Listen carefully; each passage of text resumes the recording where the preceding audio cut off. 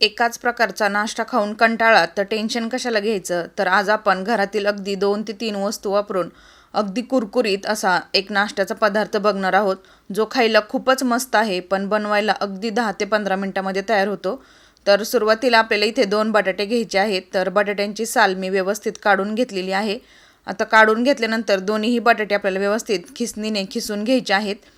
हा नाश्ता बनवण्यासाठी आपल्याला जेमतेम घरातील 2 ते 3च वस्तू लागणार आहेत आणि बटाटे तर सगळ्यांच्याच घरामध्ये असतात, त्यामुळे कोणीही हा नाश्ता अगदी आरामात बनवू शकेल. तर इथे दोन्हीही बटाटे मी अशा प्रकारे व्यवस्थित खिसून घेणार आहे.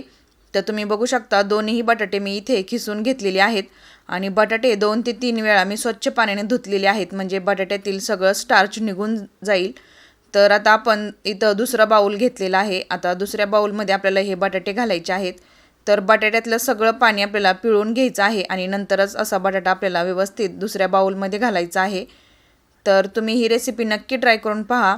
सकाळच्या किंवा संध्याकाळच्या छोट्या मोठ्या भुकेसाठी सुद्धा तुम्ही मुलांना अशा प्रकारचा स्नॅक्स बनवून देऊ शकता.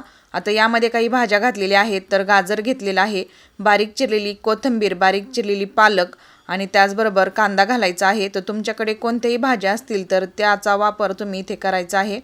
मसाल्यामध्ये 1 चमचा जिरं, 1 चमचा मीठ, हळद, चिली फ्लेक्स आणि आपल्याला धने पावडर लागणार आहे आणि तीळ घातलेले आहेत. तर पांढरे तीळ खाताना दाताखाली आल्यावरती खूप छान लागतात, म्हणून इथे मी तीळ वापरलेला आहे. तुम्हाला वापरायचं नसेल तर स्किप केलं तरीसुद्धा चालेल.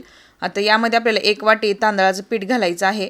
पाणी अगोदर न घालता असंच हे सुक्कं व्यवस्थित मिक्स करून घ्यायचं आहे, कारण बटाट्यामध्ये थोडंफार पाण्याचं प्रमाण असतं, त्यामुळे अगोदर सुक्कंच मिक्स करून घ्यायचं आणि त्यानंतर आता हळूहळू आपल्याला इथे पाणी घालायचं आहे.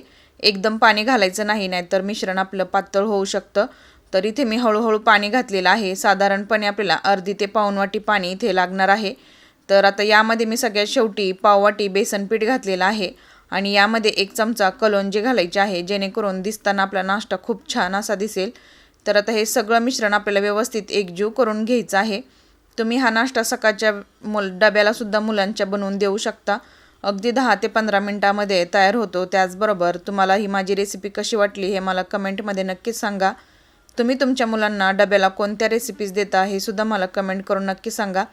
तर मिश्रणसुद्धा आपलं तयार झालेलं आहे. आता नाश्ता बनवण्यासाठी सुरुवातीला कढईमध्ये तेलामध्ये आपल्याला कढीपत्त्याची फोडणी घालायची आहे, जेणेकरून हा नाश्ता अजूनच खायला मस्त लागतो.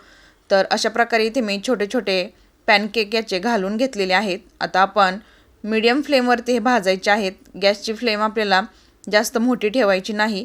आता हे दोन्हीही बाजूने आपल्याला छान क्रिस्पी होईपर्यंत भाजायचं आहे. तांदूळ आणि बेसन पीठ आपल्याला दोन्हीही बाजूने छान आतपर्यंत भाजलं गेलं पाहिजे. तर 3 ते 4 मिनटामध्ये आपला हा नाश्ता बनवून तयार होतो. तर तुम्ही बघू शकता याला रंग किती सुरेख आलेला आहे आणि बनवायलासुद्धा ही रेसिपी अगदी साधी सिंपल आहे. सगळ्यांच्याच घरामध्ये हे जे सामान वापरलेलं आहे ते सामान सगळ्यांच्याच घरामध्ये असतं, त्यामुळे तुम्ही ही रेसिपी नक्की ट्राय करून पहा. आवडली तर चॅनलला लाईक आणि सबस्क्राईब करायला विसरू नका. तर तुम्ही बघू शकता दुसरी ही बॅच मी व्यवस्थित बनवून तयार घेतलेली आहे. तर एवढ्या पिठामध्ये आपले 10 ते 12 छोटे छोटे पॅनकेक बनवून तयार होतात. तर ही रेसिपी तुम्ही नक्की ट्राय करून पहा. तुम्हालाच काय, घरातील छोट्या मोठ्या मंडळींना सगळ्यांनाच खूप आवडेल. तर ही रेसिपी बनवायला जेवढी सोपी आहे तेवढीच खायला देखील खूप मस्त अशी आहे आणि तुम्ही टेक्स्चर याचं बघू शकता. याला रंग किती सुरेख आलेला आहे. तीळ घातल्यामुळे हा नाश्ता दिसायला आणि खायला देखील खूप मस्त असा लागतो. वरून कुरकुरीत आणि आतून अगदी सॉफ्ट असा हा नाश्ता आहे. तर रेसिपी नक्की ट्राय करून पहा. आवडली तर चॅनलला लाईक आणि सबस्क्राईब करायला विसरू नका.